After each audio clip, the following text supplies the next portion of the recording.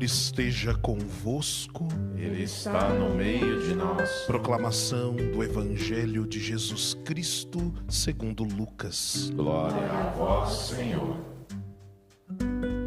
Estava chegando o tempo de Jesus ser levado para o céu. Então ele tomou a firme decisão de partir para Jerusalém e enviou mensageiros à sua frente.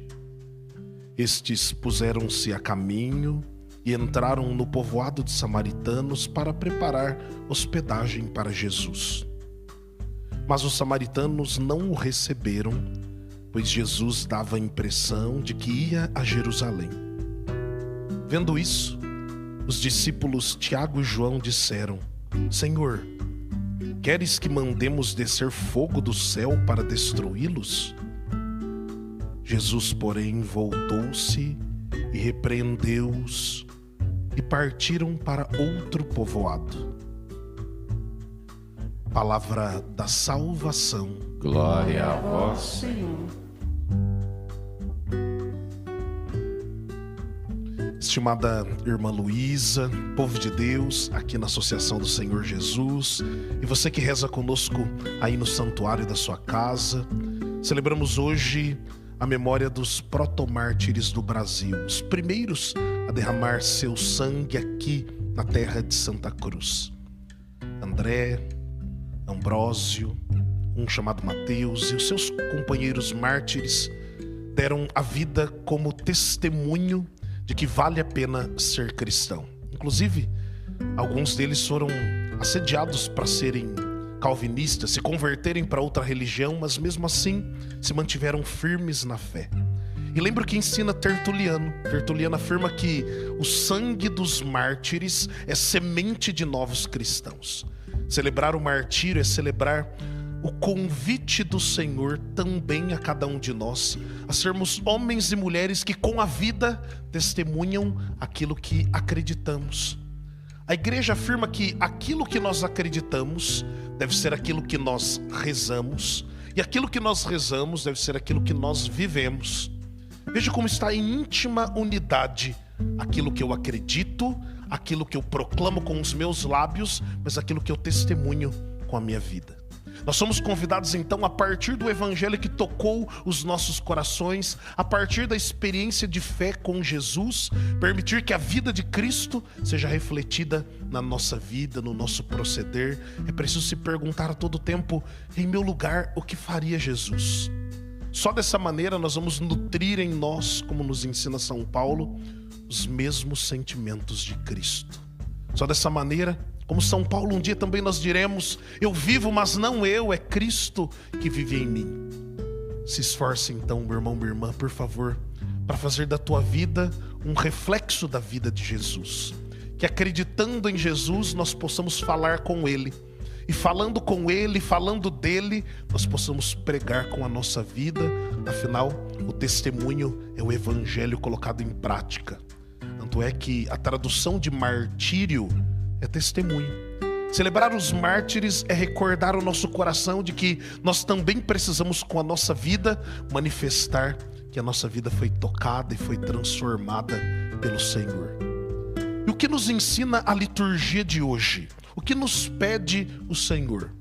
Percebam que na primeira leitura, a profecia de Zacarias, fala-se de Jerusalém como um lugar de paz, mas liderado por aquele que o profeta chama de Senhor dos Exércitos.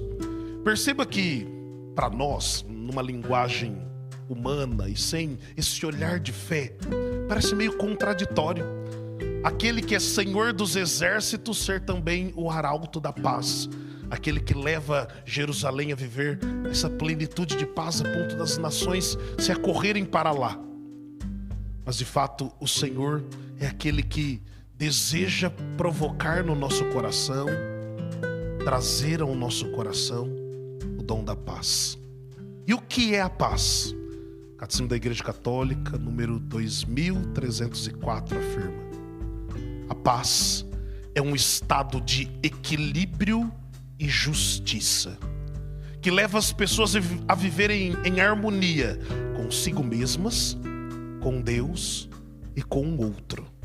Olha que definição extraordinária de paz. Em nenhum momento o catecismo afirma que a paz é a ausência da dificuldade, é a ausência do conflito, é a ausência do problema, mas afirma que a paz é um estado de espírito. Perceba que a paz é um movimento muito mais interior do que exterior.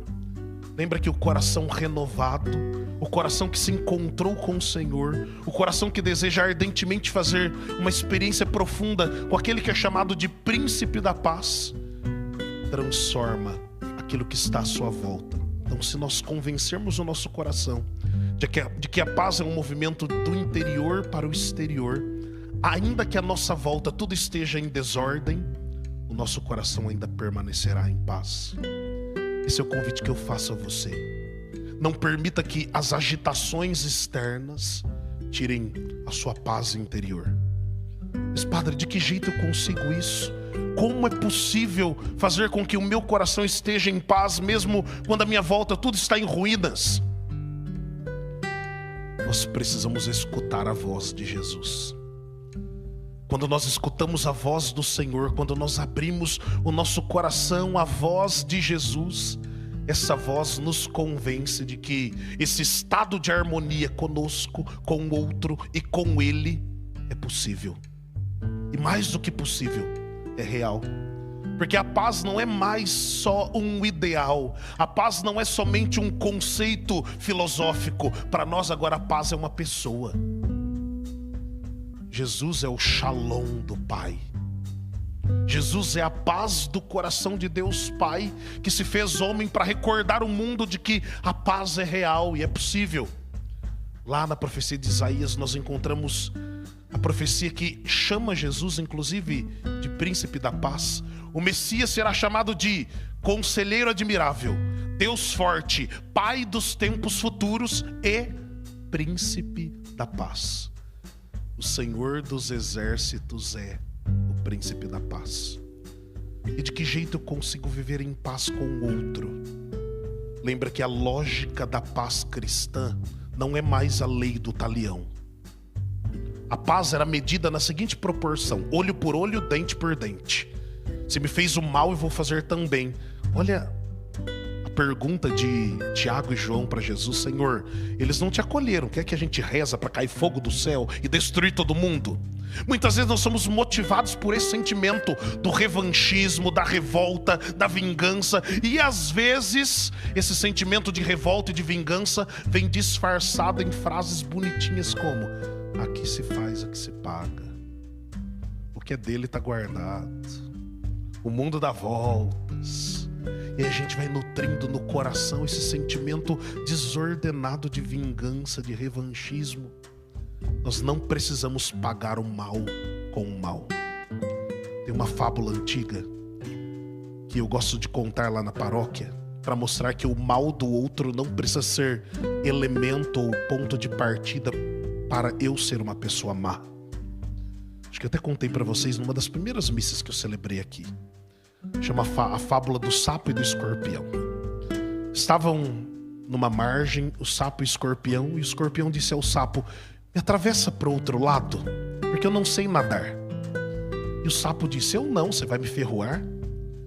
E o escorpião disse: jamais, como é que eu vou te ferroar? Se eu te ferroar, nós dois vamos morrer. E aí o sapo falou: então pode montar nas minhas costas. E o sapo foi nadando, atravessando o lago, e o escorpião nas costas do sapo. E quando estavam chegando perto da outra margem, o escorpião ferrou o sapo e pulou. E aí o escorpião disse para o sapo: tá vendo? E o sapo respondeu: eu sabia que você ia fazer isso. O escorpião espantado disse: se você sabia que eu ia fazer isso, por que você me deu carona? E o sapo respondeu: porque você é mau, eu não. Perceba que a maldade do outro não precisa ser elemento ou ponto de partida para a sua maldade. O cristão não paga o mal com o mal. O cristão é promotor da paz. Então peçamos ao Senhor a graça de vivermos esta harmonia conosco, com o outro e com Jesus. E lembra que a paz só vem até nós quando abrirmos o nosso coração, os nossos ouvidos, a nossa vida para a voz daquele que é chamado Príncipe da Paz. Quero te convidar então a fechar os seus olhos e transformar tudo isso que você ouviu numa oração, numa prece. Peça ao Senhor que tire do seu coração todo o desejo de vingança, todo o ódio desordenado. Eu sei que talvez aquilo que o outro te fez te feriu, te machucou, talvez gerou tantos traumas. Mas não permita que isso seja matéria-prima para a maldade se instalar também no teu coração. Peça ao Senhor a graça de, ouvindo a sua divina voz, Ele que é o Príncipe da Paz, existe em nosso coração o desejo de ser promotores da paz. Ele veio e ensinou que o amor conduz à unidade e que repartindo o pão a paz se faz realidade, que é preciso muito mais que um poema e um refrão. É preciso que o homem abra o seu coração. A paz que é tão sonhada, cantada em canções tão lindas, só chegará até nós quando ouvirmos a voz do Senhor. A paz, esse estado perfeito de harmonia, só chega até nós na proporção da abertura do nosso coração. Um dos protomártires, mesmo tendo o coração arrancado, não pagou o mal com o mal, mas morreu dizendo: louvado seja o Santíssimo Sacramento. Vem trazer paz ao nosso coração, Deus, pela intercessão da Rainha da Paz. Amém. Coloquemos no altar do Senhor o nosso desejo de ter a vida tocada pelo Príncipe da Paz.